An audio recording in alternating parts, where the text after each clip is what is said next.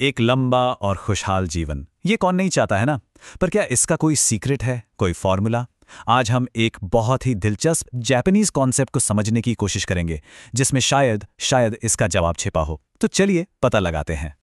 ये जापानी कहावत ये इस पूरे आइडिया की नींव है।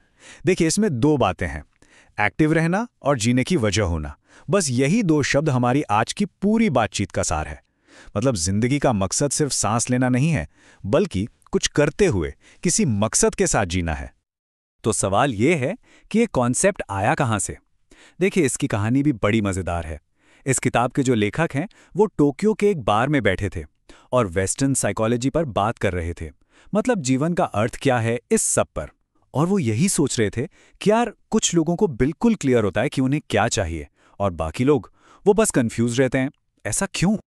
और बस इसी बातचीत के बीच में एक शब्द सामने आया, एक जापानीज शब्द इकिगाई।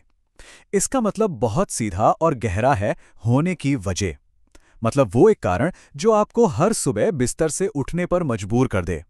और सुनिए, ये सिर्फ एक शब्द नहीं है, ये जीने का पूरा एक तरीका है। अगर हम इस शब्द को तोड़कर देखें ना, तो ये और भी ज्यादा दिलचस्प हो जाता है। इसमें दो हिस्से हैं, इकी जिसका मतलब है लाइफ यानी जीवन, और गाई जिसका मतलब है वर्थवाइल यानी सार्थक होना। तो दोनों को मिला दें तो क्या बना? एक सार्थक जीवन। बस यही बात है, सिर्फ जीना काफी नहीं है, एक पर्पसफुल लाइफ जीना जरूरी है। अच्छा, तो अब हम थ्योरी से निकलकर एक असली जगह पर चलते हैं।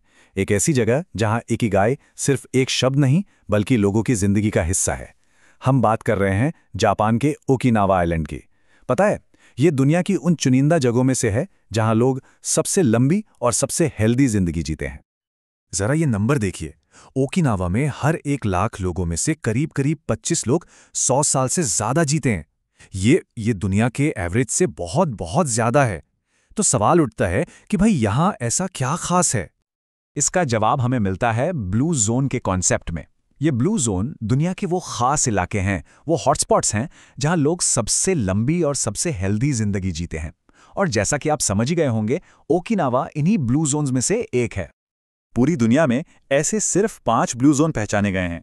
देखिए, एक तो ओकिनावा जापान में है, फिर है सार्डिनिया इटली में, लोमा लिंडा कैलिफोर्निया में, निकोया कोस्टा रिका में और इकारिया ग्रीस में।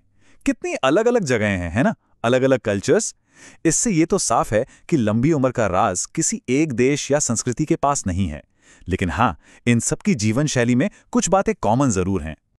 तो अब असली सवाल पर आते हैं, लंबी उम्र का क्यों क्या है। देखिए, इकिगाई का लेना देना सिर्फ अच्छे खाने पीने या अच्छी जगह से नहीं है। इसका गहरा ताल्लुक हमारे दिमाग से है, हमारी सोच से है। चलिए अब इसको थोड़ा वेस्टर्न साइकोलॉजी के नजरिए से भी समझते हैं। फ्रेडरिक नीत्शे की ये बात कमाल की है कि जिसके पास जीने के लिए एक क्यों हो, वो लगभग हर कैसे को सह सकता है। इसी आइडिया को विक्टर फ्रैंकल ने अपनी लोगोथेरेपी का आधार बनाया।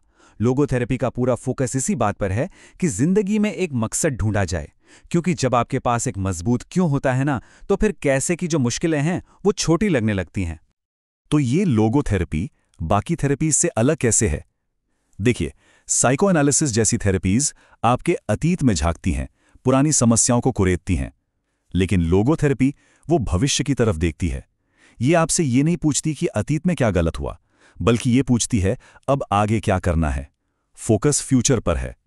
अच्छा, लोगोथेरेपी के इस आइडिया से मिलता जुलता एक और कॉन्सेप्ट है फ्लो। आपने कभी महसूस किया है जब आप किसी काम में इतने खो जाते हैं कि आपको समय का, भूख प्यास का, किसी चीज का पता ही नहीं चलता, बस आप और आपका काम। ये जो अनुभव है ना, यही फ्लो है। और ये अपने आप में एक रिवॉर्ड जैसा होता है। और इस फ्लो वाली स्टेट तक पहुंचने का तरीका भी बड़ा सीधा सा है। सोचिए, अगर कोई काम बहुत ज्यादा आसान हो तो आप बोर हो जाएंगे, है ना? और अगर बहुत ज्यादा मुश्किल हो तो आपको टेंशन होगी, एंग्जाइटी होगी। फ्लो इन दोनों के बीच का रास्ता है। मतलब एक ऐसा काम जो आपको चैलेंज तो करे, पर इतना भी नहीं कि आप उसे कर ही ना पाएं। बस यही है वो मैजिकल स्पॉट। तो चलिए अब इन बड़ी बड़ी बातों और थ्योरी से निकलकर जरा प्रैक्टिकल चीजों पर आते हैं। वो रोजमर्रा की आदतें जो इकिगाई की फिलॉसफी को असल जिंदगी का हिस्सा बनाती हैं। क्योंकि ये सब सिर्फ सोचने के बारे में नहीं है, बल्कि करने के बारे में है। ओकिनावा के लोगों की जो लाइफस्टाइल है वो मोटे तौर पर 3 पिलर्स पर टिकी है। पहला है हारा हाचिबू, जिसका मतलब है पेट को सिर्फ 80% तक ही भरना। दूसरा, रोज हल्की फुल्की एक्सरसाइज। और तीसरा, मोआई, यानी अपने दोस्तों का जो सर्कल है उसे मजबूत बनाए रखना। तो ये मुआई क्या चीज है? देखिए, ये सिर्फ दोस्तों का ग्रुप नहीं है, ये एक तरह से आपका चुना हुआ परिवार है।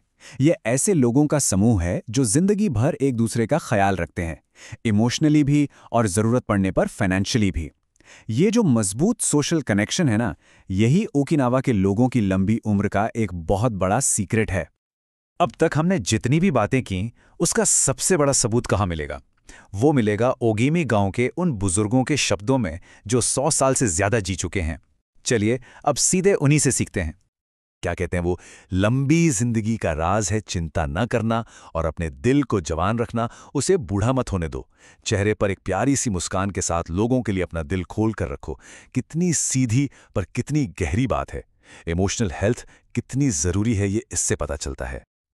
और फिर वो कहते हैं जिन लोगों से आप प्यार करते हैं उनसे हर दिन बात करना, यही लंबे जीवन का रहस्य है। देखिए, फिर से वही बात आ गई, सोशल कनेक्शन। अपने लोगों से जुड़े रहना, उनसे रोज बात करना, ये सिर्फ खुशी नहीं देता, ये हमारी उम्र भी बढ़ाता है। रिश्ते ही तो हमारी असली दौलत हैं।